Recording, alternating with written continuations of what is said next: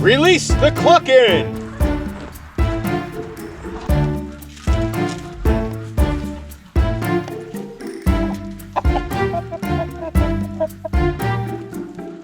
Blanche and Dottie, you guys know what's up. The rest of them are kind of slow to rise. How's it going, girls? What are you still doing in here, girls? Come on. Out you go. Rise and shine.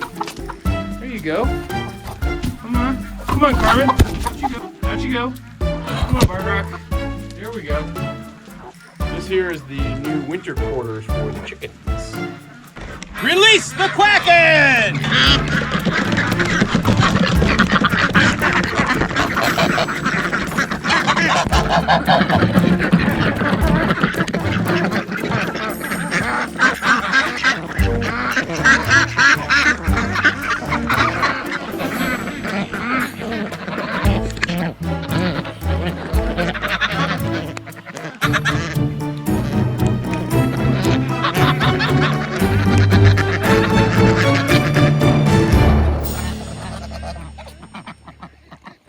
So the other day I was having a conversation with a few friends and somebody asked if my farm or my friend's farm was a hobby farm. But both my farmer friend and me, we were absolutely appalled by that question. Because seriously, a hobby farm? A hobby farm? A hobby farm? You know, a couple of years ago when I moved up here to the farm and tried to get things started here, I knew that it looked very ridiculous. I knew it was falling into the Green Acres, Chevy Chase and Funny Farm, you know, city slicker moves out to the country to start a farm trope. And for a person like me who kind of prides himself as being somewhat of a nonconformist, to fall into a stereotype like that and just be a simple trope, it's really frustrating and it's really aggravating. This doesn't apply to just farming. This can apply to all sorts of things. Anytime you take on a new activity or shift your life aspiration in a way that's somewhat non-traditional, people are going to look for parallels and people are going to look for things like what you did or people who've done something similar to say, yeah, that's the path you're on, and be able to kind of fit that into their mental model. I mean, you look out there, right? There are at least a dozen other YouTube channels about city folks moving out to the country to start a farm. We quit our jobs in corporate America to become full-time homesteaders. Our family left the city in Los Angeles area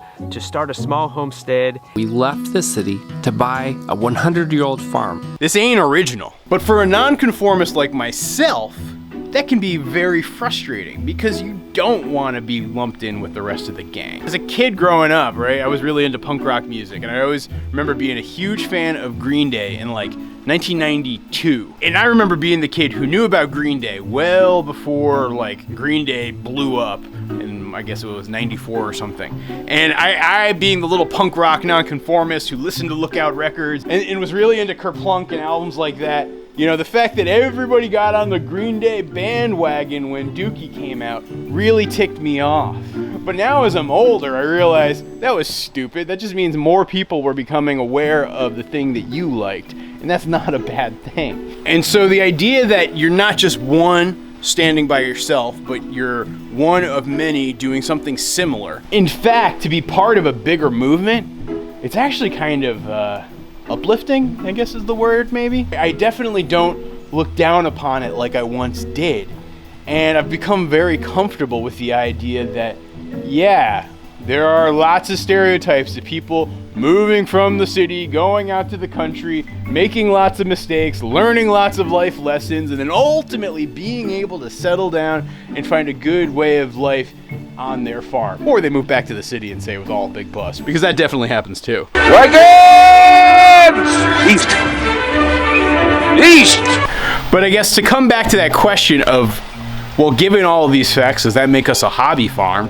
I say heck no, man. I know that hobby farm in and of itself is sort of a antiquated term. Like, I think it was like really popular maybe in the 60s and 70s and 80s, because I hear a lot of older people talk about a hobby farm and they talk about their hobby farm with pride. But for me personally, my motivation to moving up here to Vermont and starting this farm was by no means to just have it be a hobby. I mean, for me, the whole reason I'm doing this farm is I want to try to help find a new model for farming, a new sustainable model for small farmers that they can make things work for themselves. And in doing that, really try to help what I see as a rather broken food system. That to me does not feel like a hobby at all. That to me is it's a purpose, it's a calling, it's doing something with meaning. And so when you use a term like hobby farm, that is absolutely offensive. And I know there are farmers out there, big farmers, farmers with, you know, millions of dollars worth of equipment and thousands of acres and holdings, who would look at what we're doing here and say, that's kid stuff. Like, I don't know if you guys ever venture onto Reddit or somewhere, right? But if you post on the R farming subreddit, you will get trashed if you show an operation at the scale that we're working at. They will just roll their eyes at you and laugh, because if you don't have hundreds of thousands of dollars in equipment debt, you're not a real farmer. And I know I'm poking at the bear here when I point at big ag farmers and taunt them a little bit with statements like that, but it's really just to make a point, because I think, isn't there enough space for us all to be farmers? And isn't there enough space for people who don't look like traditional farmers to be able to be farmers? I mean, a lot of the farmers that I know, they actually grew up in farming families.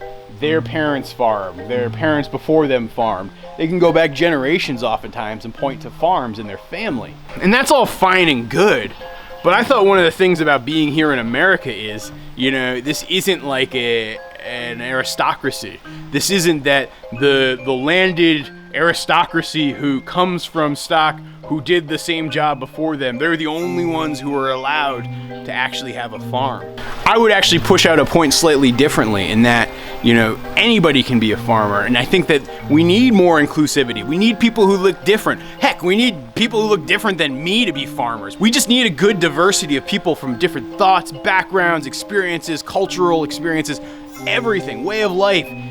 That diversity of thought is really where new ideas come from and new approaches come from, and being welcoming and accepting people in who aren't the traditional mold of farmer. I think that that's really important. And so when you use the term hobby farm, it often feels like it diminishes the aspirations that a new and beginning farmer might have. And if you really want to be more inclusive, you'd say maybe small farm, farmstead. You know, there are plenty of terms that I think are fair and you know, relevant to the type of small scale farming that we're doing. And I know in time we're only gonna grow and get bigger. But right now here at Goldshaw Farm, we are a baby farm, and I think that's quite okay, and I'm happy with it. But please, don't call us a hobby farm. I don't know if you guys noticed this thing and this thing. So underneath these two tarps are actually 4,000 pounds of a special clay-like substance, and I'm gonna use it to line our pond. You guys have been following the saga here at Goldshaw Farm. You know, we dug that pond, it worked out great in the spring, it went dry this summer, it's been dry most of this fall because of the drought. Now that we're just starting to get some regular rains, it's starting to fill back up again. But what I really need to do is line the pond with the clay substance so that we can seal it in. It's kind of ironic that we're getting so much rain right now. My buddy Alfred and I, we're gonna actually try to do it this weekend. I think we might have to wait a couple of weeks and let things dry out again. How are you doing, you marauding flock of geese? Toby, are the geese doing okay? Yeah? Good.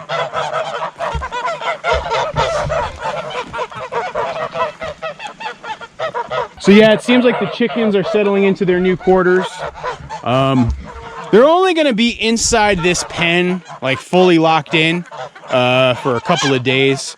I'll let them out pretty soon. I just want them to learn that the shed here is going to be their winter home, and they home in on home base. And I don't want them going back to the chickshaw for right now. The chickshaw worked great in the summer months, but it's not the thing you want in a Vermont winter for your chickens. I also want Blanche and Dottie. I see Blanchy Pants right here. There are 2 birds who are laying. I want them to learn to lay inside there. I also expect these other birds to start laying pretty soon. Hey, Poochie.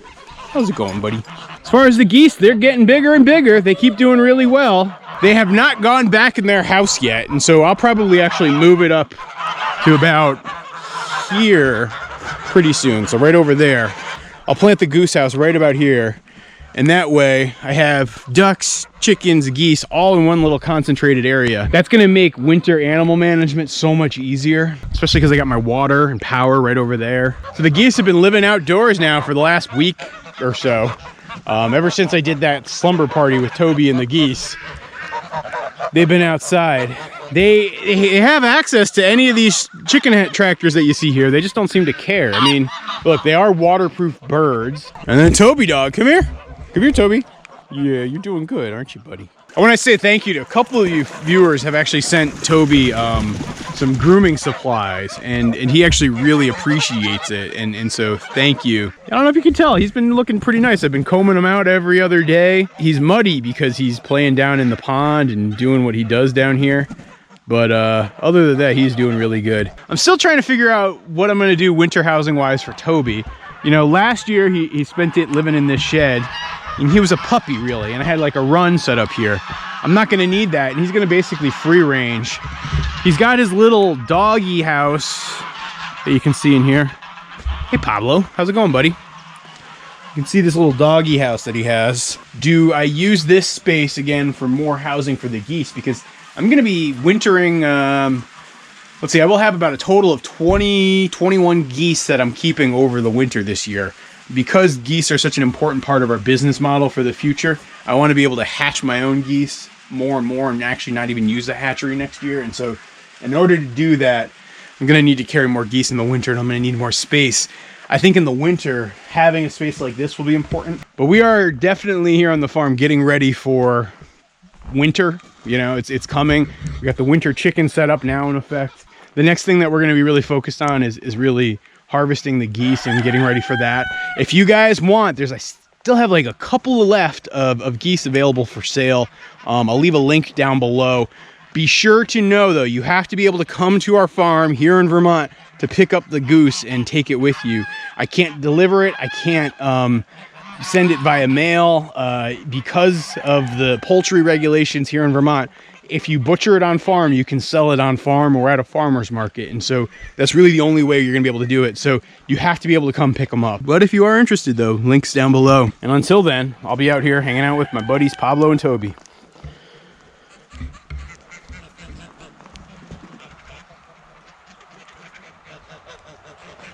I know, guys, I gotta clean this stuff up.